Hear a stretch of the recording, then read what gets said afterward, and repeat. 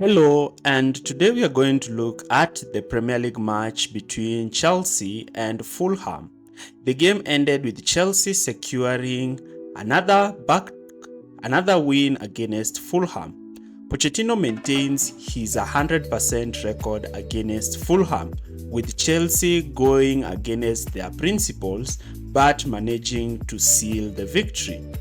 In our video today, we also noticed that Chelsea launched their new kit sponsor, and maybe this sponsor might be the reason why Chelsea are back to their winning ways.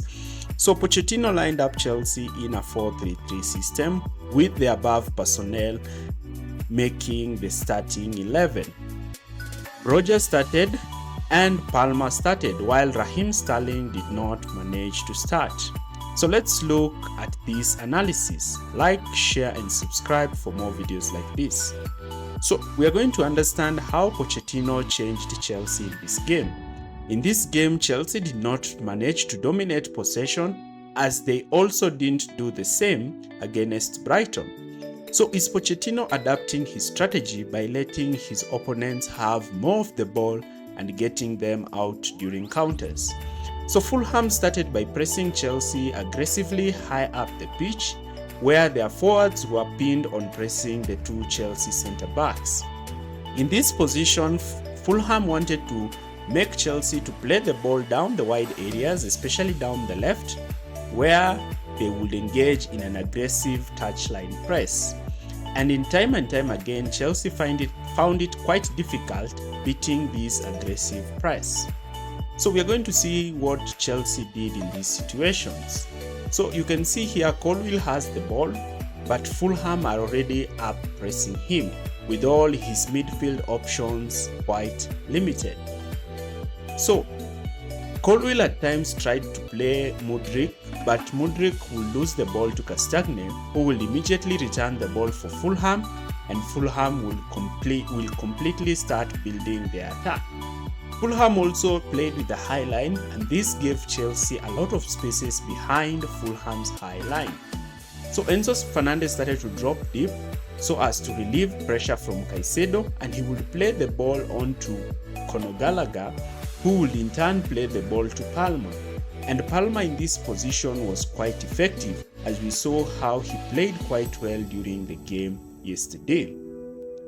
During the build-up shape, Fulham tried to ensure that Chelsea had limited central progression by only giving the Chelsea fullback the time and space on the ball.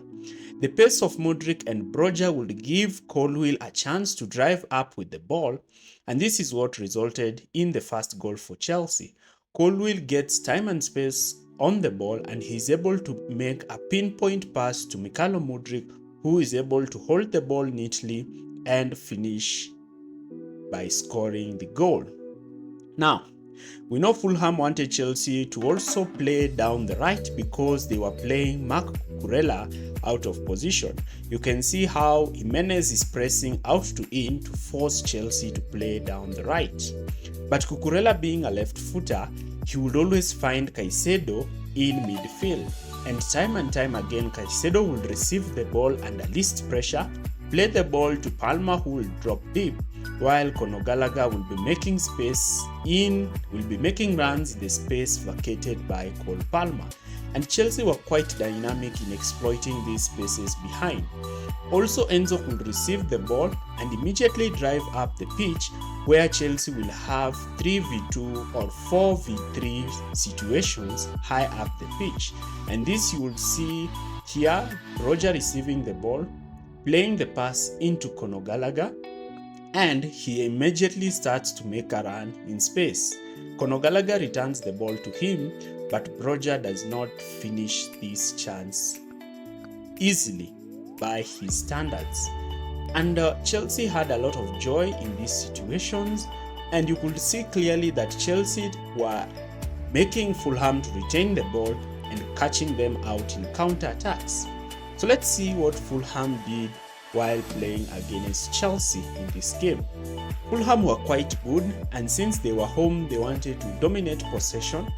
So Fulham would build up by spreading their two centre-backs next to Leno, with Paulinho playing as the deepest pivot, with Willian and the other far side winger playing wide. Chelsea on the other hand countered this by pressing in a narrow 4-3-3 shape, as you can see from the clip here. The main aim for Chelsea was to force the ball down the side areas, but also create pressing traps in midfield. As you can see that Conor Gallagher is the only pivot pushing high up to cover Paulinho. So when Broja will be pushing forward to press the goalkeeper, what will happen is that a winger will be pressing from out to in, and sometimes pressing traps will be set in midfield where a winger will receive the ball and play in Broja. And this is what happened for Chelsea's second goal, after Fulham tried to play from the back. Also, we also saw Chelsea wingers being the ones engaging the press against centre-backs, while the midfielders will be the ones shifting across to try to press the fullback. In these situations, they tried to play down the right so that they can put Willian 1v1 against Cucurella, but Cucurella was quite effective in this game. And when Chelsea received the ball, Cucurella would invert in midfield alongside Caicedo, and this will free up Enzo Fernandez, who will push forward and receive the ball in space, and he will use his excellent passing accuracy to play the ball to Palmer, who will play the ball either to Broja or Conor Gallagher. Without the ball, Chelsea settled in a 4-1-4-1 mid-block. This mid-block comprised of the two midfielders together with the wingers dropping deep to form a strong, narrow line that prevented Fulham from playing through them, as you can see from this clip. Caicedo was the only player operating in between the lines and picking players who would drop deep to try and occupy these spaces. Broja would intelligently press and make the centre-backs play the ball in midfield, where Chelsea would receive the ball and quickly spring into counter-attacks, something that Chelsea did quite effectively throughout this game. So in some instances, Enzo Fernandez being deadly will be the one receiving the ball in this position and immediately launching counter-attacks. Fulham identified Chelsea's left-hand flank, where they will try to overload by forcing the entire Chelsea team to shift across towards this left-hand side. This in turn will create the entire Chelsea team to push towards that side and open up spaces in the right-hand side. The main aim of this left side overload was to ensure that they create spaces down the right hand side, where they will implement a quick shift of play to Willian. You can see how they have overloaded this side, and now Cucurella is in a 2v1 situation at the far post, a situation where Fulham tried to exploit time and time again. But credit goes to Cucurella, since in this game he was quite effective in dealing with Willian and also handling 2v1 situations. As you can see from this clip, how Fulham tried to get the better out of Cucurella, but he proved them wrong, playing in an unfamiliar position. Cucurella will also receive the ball and play in Palmer quite immediately, and Palmer will use his excellent through balls to play Conor Gallagher and Armando Broja behind the line. So this game indicates that Chelsea are back to winning ways, and a slight tactical tweak by Pochettino sees him being able to get the best out of his team.